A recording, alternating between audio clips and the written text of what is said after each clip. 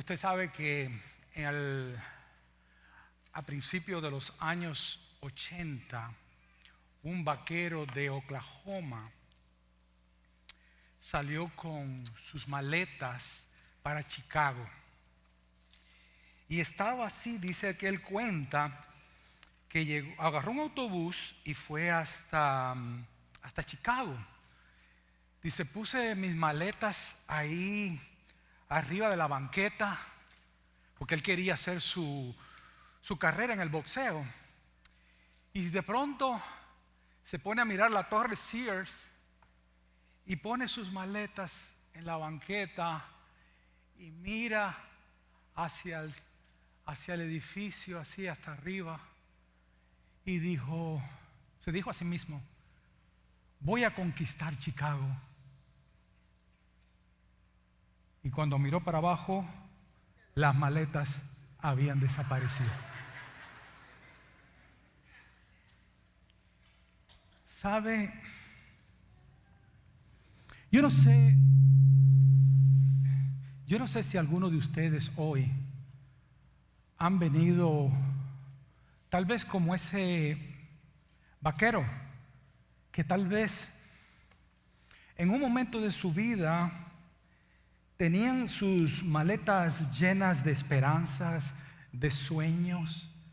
Sin embargo, han sucedido cosas en su vida que lo han hecho desanimar. Hermanos, y el desánimo es cuando nosotros perdemos la fuerza, el anhelo, la fe por lograr algo. Y lo que pasa es que uno simplemente deja caer sus maletas, deja de esforzarse. Y le voy a decir algo: esto nos afecta a todos, sin distinción de edad, de nivel socioeconómico, de sexo, de escolaridad. Todos nos vemos afectados por el desánimo.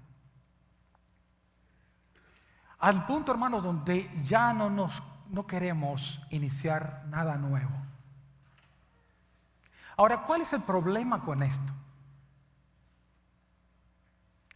Y es que el problema nos lleva a vivir en el pasado. Y está bien, es bueno nosotros ir al pasado y recordar momentos felices. Yo sé que ustedes tienen momentos felices en el pasado, yo también. Es lindo ir al pasado y aprender lecciones para no repetirlas de nuevo. Pero algo bien distinto es vivir en el pasado. Y además, hermano, lo que pasa con vivir en el pasado es que nos pasa factura. Nos impide a nosotros vivir con plenitud, en disfrutar la vida aquí ahora, en ver nuevos horizontes. Sobre todo, hermano, teniendo en cuenta que este presente, que esta realidad que estamos viviendo ahora, esconde también oportunidades. Hermanos, cuando nosotros vivimos en el pasado, entramos en una etapa de melancolía.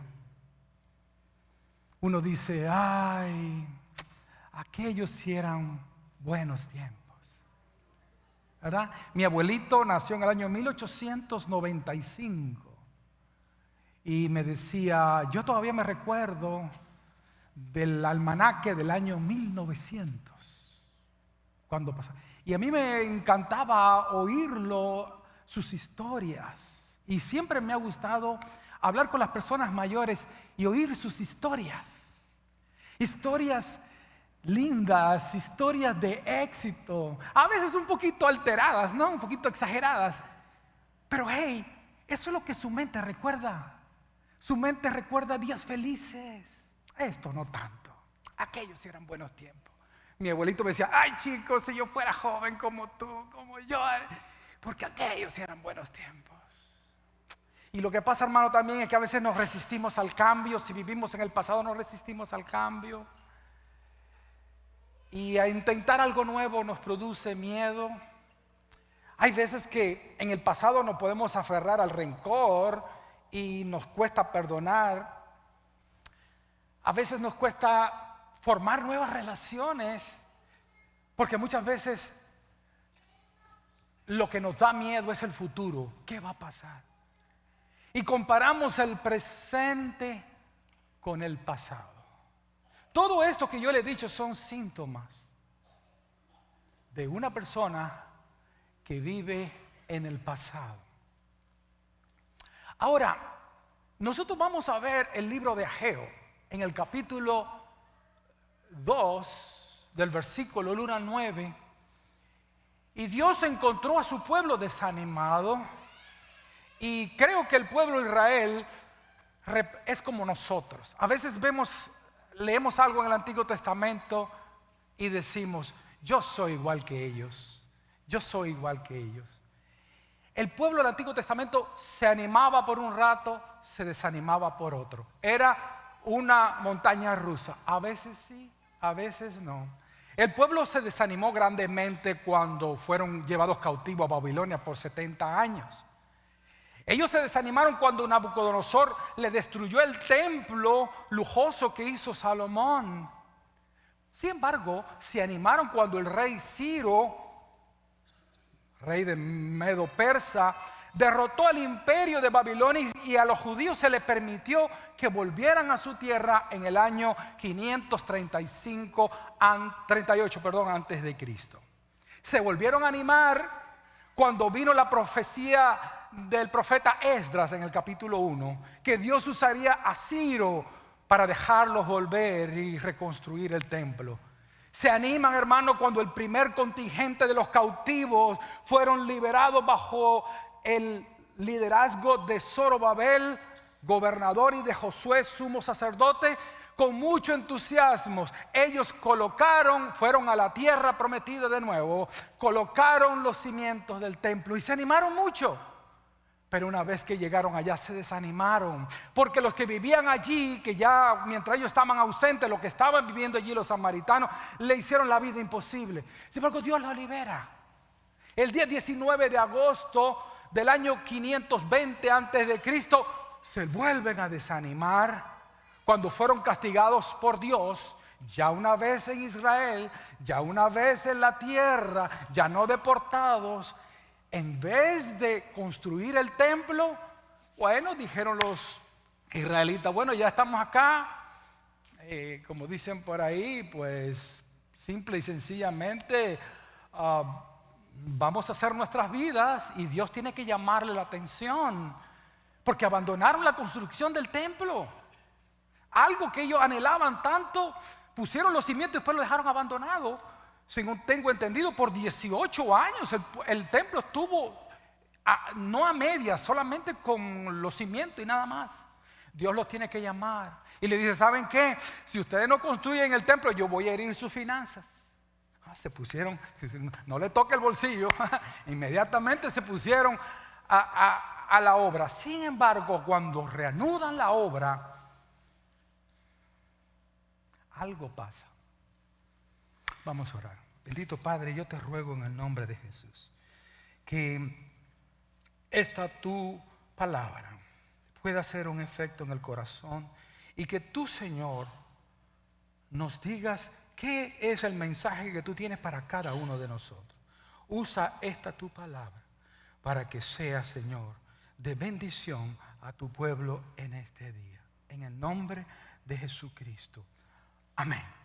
Mire, cuando Dios ve a su pueblo desanimado, la pregunta que yo me hice cuando vi a Ageo, capítulo 2: ¿cómo tú animas a alguien que está desanimado? ¿Cómo tú animas a un pueblo, a una congregación que tal vez en su vida han llevado ilusiones, sueños, y tal vez esos sueños ya no son realidad? ¿Cómo hace Dios para animar a su pueblo? Note algo interesante, porque este es un pasaje interesantísimo. Ve a Ageo capítulo 2 versículo 1. Vea el tiempo en que ocurre. En el mes séptimo, a los 21 días del mes, vino palabra de Jehová por medio del profeta Ageo. Dios habló a Ageo capítulo 1, y eso fue el 1 de septiembre, haciendo la conversión, hermanos, del calendario antiguo. Esto sería como un 1 de septiembre del año 520 antes de la llegada de Cristo. Sin embargo, Ageo 2 se produce el día 17 de octubre del año 520, es decir, 47 días pasaron desde del capítulo 1 al capítulo 2. Ese es el tiempo en que sucedió todo. Vean el problema. Si ustedes ven ahí, habla ahora a Zorobabel, hijo de Salatiel. Dios llama a su profeta y le dice: háblale al gobernador Zorobabel, hijo de Salatiel, gobernador de Judá, y a Josué, hijo de Josadat, sumo sacerdote, y al resto del pueblo. Aquí Dios quiere hablar a la parte política, quiere hablar a la parte religiosa y quiere hablar a su pueblo en sentido general. Usted puede oír tal vez la orquesta tocando y anunciando de que algo sublime viene, de que algún mensaje en medio de ese desánimo va a llegar al pueblo. Y vea lo que Dios le hace. El Señor le hace unas preguntas retóricas. Las preguntas retóricas son que la respuesta es obvia, ¿verdad?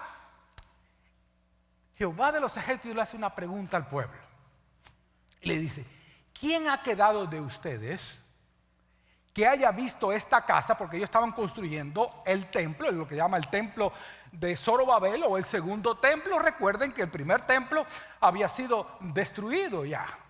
Bueno, Nabucodonosor destruyó el primer templo de Salomón. Aquí se estaba empezando el segundo. Pero ve lo que dice en el verso 3: ¿quién ha quedado de ustedes que haya visto esta casa, es decir, el templo, en su gloria primera? Es decir, ¿quiénes de los que están aquí vieron el templo de Salomón? Cuando Dios hace esta pregunta es porque los que están allí, muchos de los que están allí, vieron el templo y la gloria del templo de Salomón. Y Él le habla no a los jóvenes. Él está hablando aquí a los que pintaban canas. Y le dice: ¿se recuerdan de cómo era el templo de Salomón? Y la gente: pues sí, claro que nos acordamos. Y le hace otra pregunta: ¿y cómo lo ves ahora? ¿Cómo lo ves ahora? Y le hace una tercera pregunta: ¿no es como nada delante de sus ojos? Fíjense qué preguntas, porque estas son preguntas obvias, hermanos. Pero ¿por qué Dios le hace estas preguntas? Si usted ve, creo que está en la pantalla, el templo de Salomón. Esto solamente, hermano, es como una mínima representación, porque por dentro todo estaba enchapado en oro. Esto era un lujo de lujos. No había habido ningún otro templo con el lujo y la magnificencia del templo de Salomón. Y en la otra diapositiva, déjenme ponerla acá para dar unos datos acerca del templo de Salomón. El templo de Salomón se hizo con grandes piedras y tablas de cedro cubiertas de oro. Hermanos, si se hace un cálculo del oro y la plata, de los materiales usados en la construcción del templo de Salomón, si se pusiera eso en dinero de hoy aquí, valdría entre 2,000 y 5,000 millones de dólares replicar el templo de Salomón. Es decir, yo quiero que ustedes entiendan, hermanos, de que a Salomón no solamente se le dio sabiduría, sino no ha habido otra persona más rica en toda la tierra que Salomón. Es decir, la majestuosidad del templo. Yo fui al Palacio Real de Madrid, en Madrid, por supuesto, y cuando yo entré y vi esa majestuosidad, yo le dije a Claudia: yo nunca he visto en mi vida algo tan hermoso como esto, porque representaba la riqueza, el poderío del imperio español. Bueno, aquí era la majestuosidad del reino de Jehová de los ejércitos, hablando de su grandeza. Ahora, si ustedes ven el templo de Ageo que se estaba construyendo, ¿usted cree que hay comparación?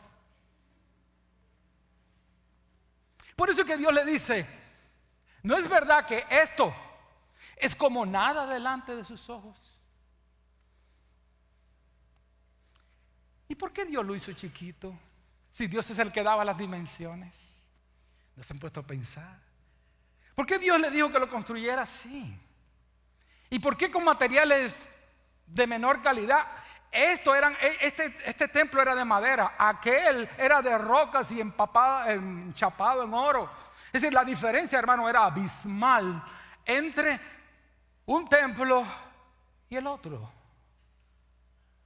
¿Y sabe lo que pasó aquí? Cuando Dios le está hablando a los ancianos, a los del pueblo que tenían mayor edad, dice la Biblia que cuando se pusieron los cimientos, no ahora aquí en Ageo, recuerda que Esdras y Ageo van a la par. Cuando se ponen los primeros cimientos, claramente por los cimientos usted puede ver el tamaño que va a tener la edificación.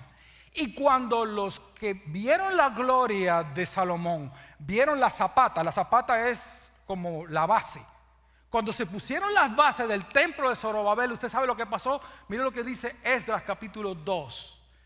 Pero, hermano, estamos hablando del mismo rango de historia, solamente unos años antes. Dice aquí, pero muchos de los sacerdotes y levitas y jefes de las casas paternas, los ancianos, oiga, los ancianos que habían, hermano, no hay nada más en contra de los ancianos, ¿ok? Pero los ancianos que habían visto el primer templo, cuando se echaban los cimientos de este templo delante de sus ojos, oiga lo que pasaba. Lloraban en alta voz, mientras muchos daban gritos de alegría. Y el pueblo no podía distinguir entre el clamor de los gritos de alegría con el clamor del llanto del pueblo. En el pueblo de Dios habían dos llantos, o habían dos gritos.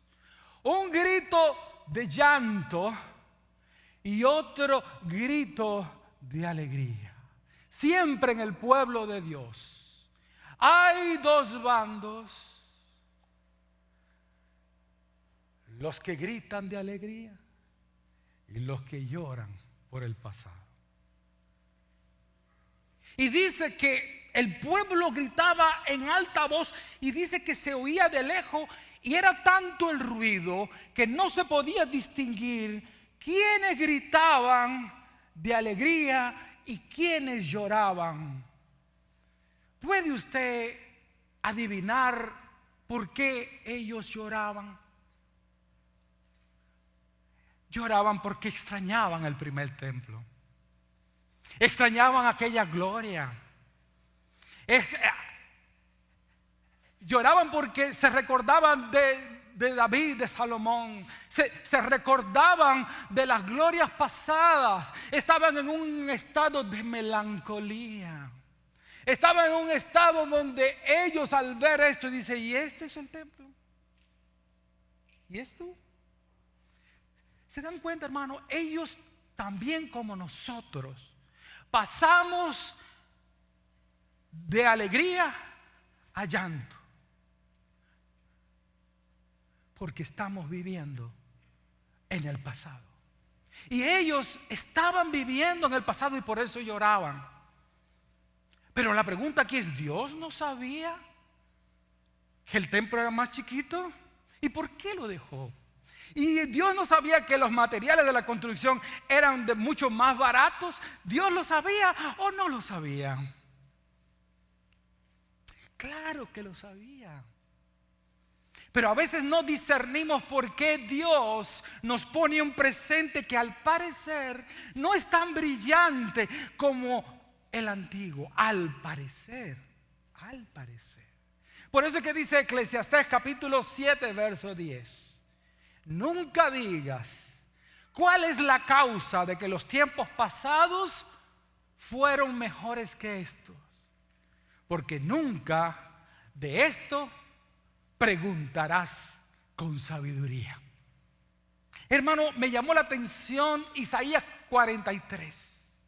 Isaías 43 le dice a su pueblo: no se acuerden de las cosas pasadas, ni traigan a memoria las cosas antiguas. He aquí, yo hago cosa nueva. He aquí, yo hago cosa nueva. Hermanos, Dios es un Dios creativo. Mire cuántas variedades de flores hay. Mire cuánta variedad de personas habemos. Mire cuánto trasfondo. Dios es un Dios creativo. Mire las estrellas, cuántas estrellas diferentes hay. Hermano, mire los animales, cuántos animales diferentes hay. Y si Dios es creativo, ¿por qué yo tengo que ser aburrido?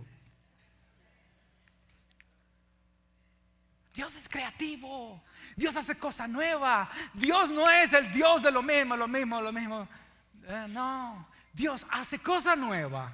Dios hace cosas nuevas. Y dice: pronto saldrá la luz. ¿No la conocerán ustedes? Dice: otra vez abriré camino en el desierto, ríos en la soledad. Otra vez yo lo voy a hacer. Dios se glorificó contigo antes, Dios se va a volver a glorificar ahora. Igual que abrió oportunidades para ti en el pasado, igual voy a abrir oportunidades para ti en el presente. ¿Qué es un desierto? ¿Qué es un desierto? ¿Sabe qué? Si es un desierto, no importa, porque yo abriré el camino en el desierto y yo voy a dar ríos en la soledad. Donde quiera que tú te sientas, cuando tú sientes que nadie se preocupa por ti, el Señor se hará presente en tu vida. Porque el Señor hace cosa nueva. El Señor hace cosa nueva hoy. Las fieras del campo me honrarán, los chacales y los pollos de la avestruz, porque haré aguas en el desierto, ríos en la soledad, para que beba mi pueblo, mi escogido. Dios está a favor de nosotros. Dios está dispuesto para hacer cosa nueva en tu vida. Y ¿sabe qué, mi querido hermano? No importa la edad. No importa la edad. Porque tenemos muchos hermanos ancianos que todavía sueñan de ganar muchas victorias con Cristo Jesús, porque tenemos a un Dios creativo y un Dios poderoso que lo hizo antes, lo hará hoy y lo hará mañana. Él es el mismo, Él no cambia. Nosotros sí, pero Él no cambia. Él no cambia. Por lo tanto, ¿qué nos pide Dios? Lo primero que tenemos que hacer es esto, hermano. Bota la maleta del pasado. Bota lo que no sirve ya. Bota lo que te dolió. Bota todo aquello que no sea de edificación para tu vida. Porque Dios tiene maletas nuevas para tu vida. Dios tiene la maleta del presente. Le voy a decir, esta también la voy a botar. ¿Sabe por qué? Porque dentro de esta maleta del presente, ¿qué?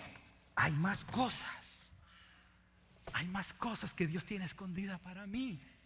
Que si no las abro, no voy a saber qué es lo que hay aquí, hermano. Aquí hay como $500,000. Mentira. ¿Me explico?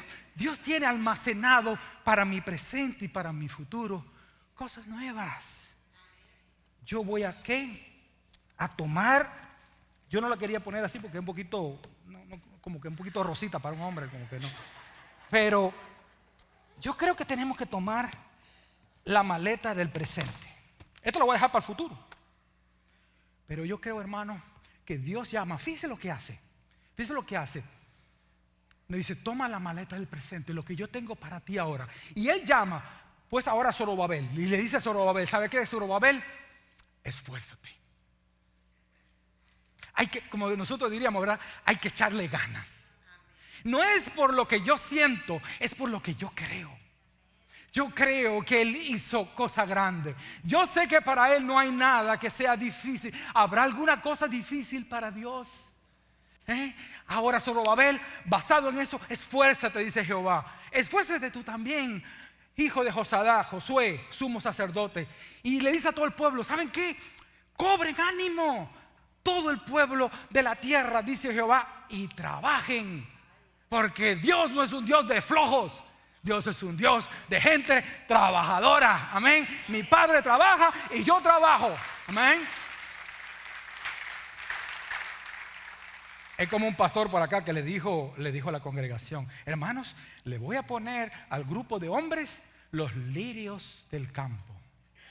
Ahí le dijeron: ay, pastor, es un pastor que ustedes conocen, a veces está en la radio, Radio Esperanza, es muy chistoso. Y le dijo: hermano, pero usted no cree que es muy femenino ese nombre para un grupo de hombres, ponerle los lirios del campo. ¿Por qué usted le pone los lirios del campo? Sí, dice, sí, porque ellos ni trabajan ni hilan. No, hermano, Dios no es un Dios de lirios. Dios es un Dios de gente que trabaja. Amén. Dios quiera que no seamos lirios, ¿verdad? El único lirio del campo es el Señor Jesucristo. Amén.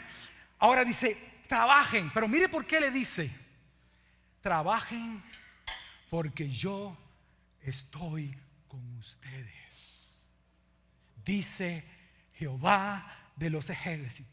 Según el pacto que hice con ustedes cuando los saqué de Egipto. ¿Ustedes se recuerdan que yo le abrí el mar? ¿Se recuerdan que ustedes caminaron con pie seco? ¿Se recuerdan? Bueno, lo mismo que hice antes, igual que yo estuve con el pueblo antes, así voy a estar en medio de ustedes. No tengan miedo. Entonces yo creo, hermano, que para tomar las maletas del presente tenemos que olvidar el pasado y concentrarse en el presente, en lo que Dios, las oportunidades que Dios me está dando. Y la segunda cosa es no tener miedo. No tener miedo, ¿sabe por qué? Porque Él ha prometido su presencia. He aquí, yo estoy con vosotros todos los días hasta el fin del mundo. Cristo Jesús está a tu lado. Dice la palabra que el ángel de Jehová está alrededor de los que le temen y los defiende. Hermano, nosotros tenemos guarura 24/7. Amén. No hay que tener miedo. Dice: porque yo estoy con vosotros. Esa frase, yo estoy con vosotros, se repite a través del Antiguo Testamento. Si usted busca en el Antiguo Testamento esa frase, yo estoy con vosotros, dice la Biblia que Jehová estuvo con José y Dios lo llevó desde la cárcel a ser gobernador de los tesoros de Egipto. Hermano, Jehová estuvo con el rey Ezequías y donde quiera que salía, dice la Biblia, que prosperaba. Hermano, Dios estuvo con Moisés y cuando éste dudaba, Dios le dijo: yo estaré contigo. Y sacó al pueblo de Israel de Egipto e hizo tierra seca en medio del mar. Jehová estuvo con Salomón, hijo de David, y fue afirmado en su reino. Y Jehová Dios estaba con él y lo engrandeció sobremanera. Jehová estuvo con Josué y le dijo: nadie te podrá hacer frente todos los días de tu vida. Como estuve con Moisés, estaré contigo. No te dejaré ni te desampararé. Esfuérzate, échale ganas y sé valiente, porque tú repartirás a este pueblo por heredad la tierra la cual juré a tus padres que la daría a ellos. Dios es un Dios que hace milagro ayer, hoy y por los siglos. Él tiene el mismo poder, Él no ha cambiado. Nosotros sí, pero tenemos que cambiar, pero para bien. Nosotros tenemos que levantarnos con la confianza de que Jehová está con nosotros, de que a pesar de lo que yo vea, Dios está conmigo. Y también, hermano, el poder de su Espíritu Santo, porque Él le dice: mi Espíritu estará en medio de ustedes. No se preocupen. Vean, Padre, después viene aquí el Espíritu Santo, después va a mencionar al Hijo. Hermano, Dios le dice: mi Espíritu va a estar en medio de ustedes. ¿Por qué? Porque el Espíritu Santo no se había derramado hasta el día de Pentecostés. Y cuando el Espíritu Santo se derramó en Pentecostés, y le voy a decir, hermano, algo: las cosas grandiosas, las cosas que valen la pena, los milagros, las maravillas no salen producto del esfuerzo humano. Las cosas maravillosas que Dios hace, no la hace por la mano de un pastor o por el poder de un pastor. No, la hace por el poder de su Espíritu Santo, que cuando tomó a Pedro, predicó 2 veces y 8,000 almas se salvaron. El poder del Espíritu Santo se dejó caer en el ciego Elimas, el mago, de tal manera que el procónsul se convirtió. Cuando el poder del Espíritu Santo usa a cada uno de nosotros, la iglesia primitiva vio gente resucitada, reprendieron demonios, hicieron maravillas. Hermano, todo lo hermoso, todo lo sobrenatural lo hace el Espíritu. Nosotros no vamos en nuestro poder, nosotros vamos en el poder del Espíritu. Y dice en el versículo 6, tomen la maleta del futuro. El presente sí, pero el futuro también. Dice aquí, porque así dice Jehová de los ejércitos, verso 6. De aquí a poco yo haré temblar, yo, no ustedes, yo. Haré temblar los cielos y la tierra, el mar y la tierra seca. Y haré temblar a todas las naciones, y vendrá el deseado de todas las naciones. ¿Quién es el deseado de todas las naciones? Nuestro Señor Jesucristo. Hay algunos críticos que dicen que aquí se refiere a cuando Cristo vino por primera vez. Otros creen que se está refiriendo al milenio, cuando Cristo venga y en su segunda venida establezca el reino milenial. Cristo va a venir. El deseado va a venir. El deseado vino en la segunda venida. Y él dice aquí, y yo llenaré de gloria esta casa, ha dicho Jehová de los ejércitos. Y le dice, ¿se recuerdan del templo de Salomón? ¿Se recuerdan de todo aquel dinero? ¿Se recuerdan de esos 2,000 o 5,000 millones de dólares para construirlo? Guess what? Verso 8. Mía es la plata y mío es el oro. ¿Qué usted cree que le estaba queriendo decir?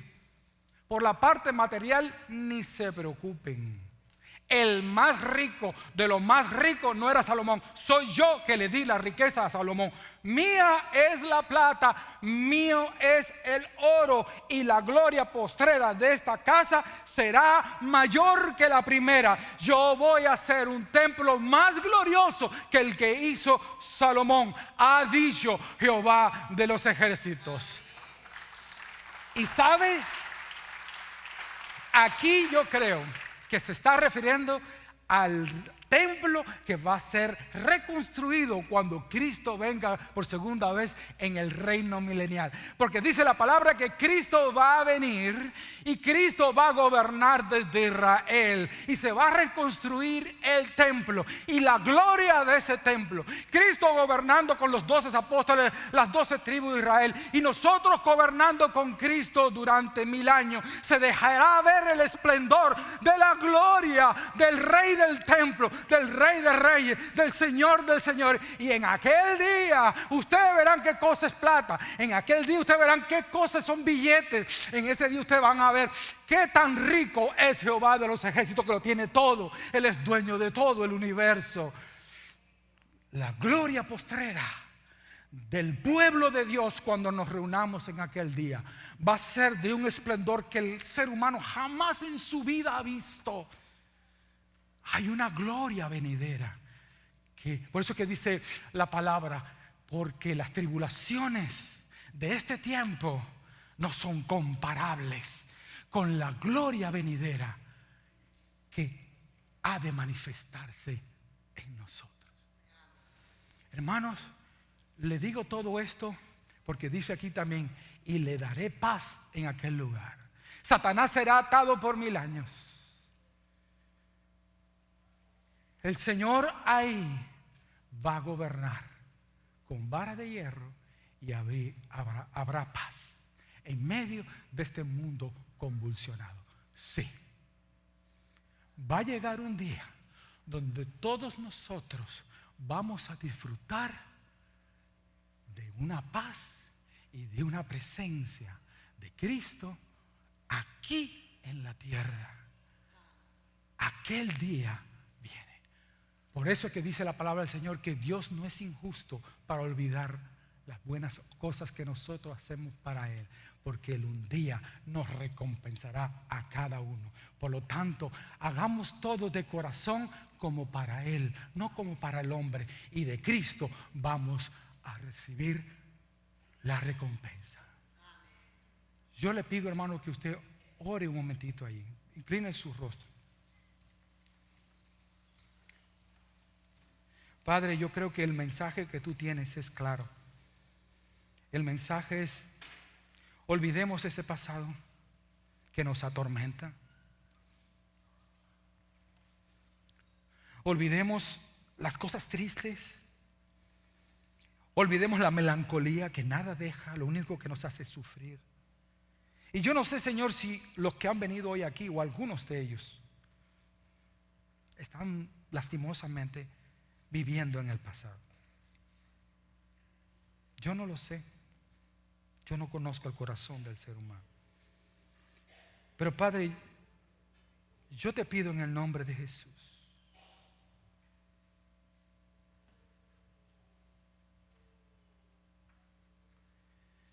de que el día de hoy nosotros redediquemos nuestra vida a ti.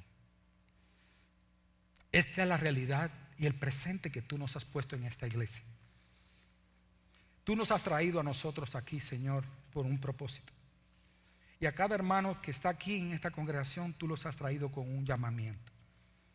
Todos tenemos un llamamiento de servir en este lugar.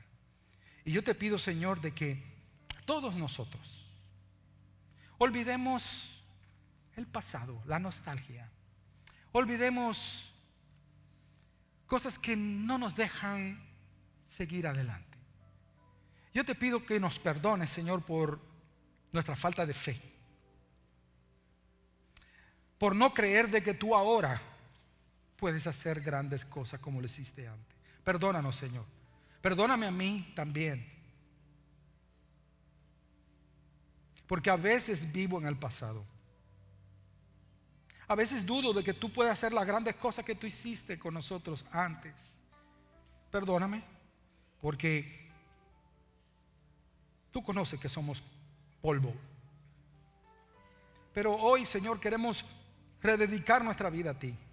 Queremos decirte, Señor, este templo, aunque tenga las dimensiones que tenga, sí, Señor, no es un presidente que dice que va a ser America great again, o que vamos a hacer esta iglesia great again.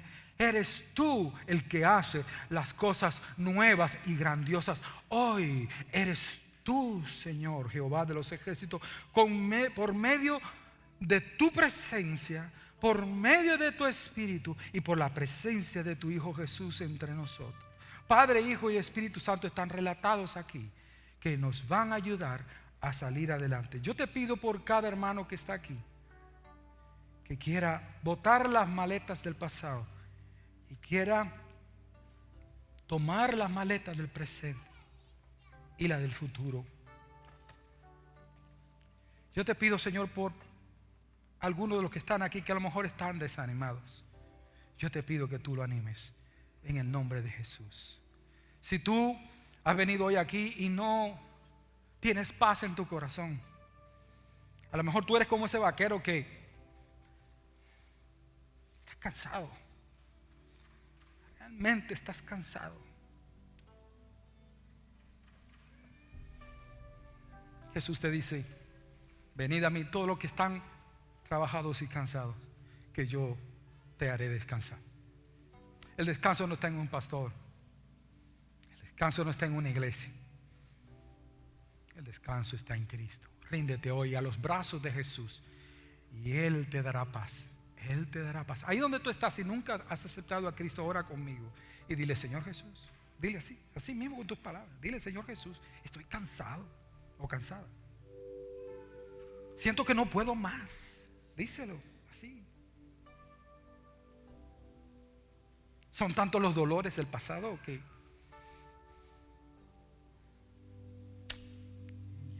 ya ni creo que vaya a pasar nada en el presente y mucho menos en el futuro. Perdóname por haber dudado de ti. Dile: yo hoy Dile: yo hoy me entrego a ti y te acepto como Señor y como Salvador. En el nombre de Jesús. Amén.